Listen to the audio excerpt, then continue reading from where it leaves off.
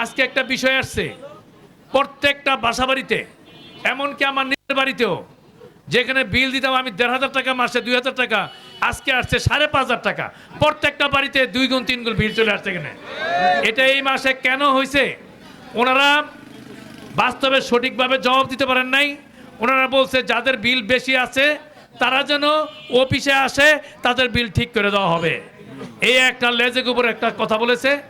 আর ওনারা বলেছে এটা আমরা যে মন্ত্রী আছে, এই যে বিদ্যুৎ মন্ত্রী আছে, তাকেও জানানোর জন্য আমরা সাংবাদিক ভাইদের মধ্যে জানাতে চাই, আমরা বিদ্যুৎ মন্ত্রী, আমরা এখানে লিখিত কাগজ দিয়েছি, এটা কিন্তু বিদ্যুৎ মন্ত্রীর আওতাধীন।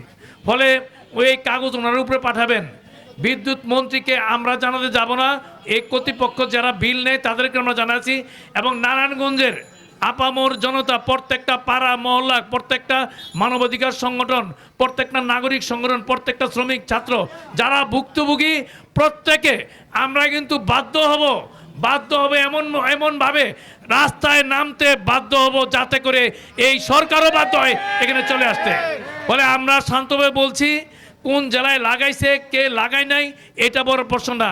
আমাদের নারায়ণগঞ্জে কোনো বাসা বাড়িতে এই প্রিপেড মিটার লাগানো যাবে না। একটা পাড়া মহল্লায় যে সমস্ত পঞ্চায়েত কমিটি আছে, মসজিদ কমিটি আছে, যারা এখানে উপস্থিত আছেন, মসজিদে ইমাম সাহেবের মাধ্যমে কথা বলে দিতে হবে যে প্রিপেড মিটার লাগাতে গেলে বাসায় তারা যেন প্রিপেড মিটার লাগাতে না দেন, এবং জোর জবরদস্তি করলে তারা যেন ওদেরকে রুখে দাঁড়াতে হবে।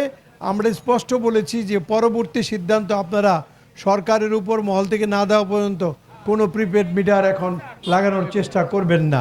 এবং আমরা যত প্রতিকূল অবস্থায় হোক না কত, যত আইনগত সমস্যাই হোক না কেন, আমরা স্পষ্ট আজকের সিদ্ধান্ত এই যে তারা তাদের মধ্যে করুক যা করার। আমরা কোনো পাড়া মহল্লায় আমাদের নলেজে আসা মাত্র আমরা সেখানে গিয়ে হাজির হব এবং প্রিপেড মিটার লাগাতে দেবো না। প্রত্যেকটা বাড়িওয়ালা প্রিপেড মিটার যেন লাগাতে না পারে বাসায় ভাড়াটিয়া সবাইকে বলে দিবেন। এবং আপাতত এই কর্মসূচি থাকবে। পরবর্তী সময় তাদের সাথে শুনানির পরে তারা যদি বুঝাতে পারে যে প্রিপেড মিটার ভালো, নাগরিকদের জন্য ভালো, তাহলে আমরা সেটা অ্যাকসেপ্ট করতে রাজি আছি। কিন্তু যতক্ষণ পর্যন্ত না বুঝাতে পারে ততক্ষণ পর্যন্ত তাদের সিদ্ধান্ত চাপায় দেওয়ার সাথে আমরা একমত না। আমরা রুখে দাঁড়াবো, তাতে আমাদের যা হবে, প্রয়োজনে নারায়ণগঞ্জে হরতাল হবে। এটা নিয়ে স্পষ্ট কথা। আমরা রাজনীতি করি না, কোনো দৃষ্টিভঙ্গি নাই। বর্তমান সরকারকে আমরা সহযোগিতা করতে চাই এবং আমরা জনস্বার্থে আমাদের অস্তিত্বের প্রশ্নে আমরা যে কোনো কঠোর আন্দোলনে যাব যদি এই দাবি না মানা হয়। সবাইকে ধন্যবাদ।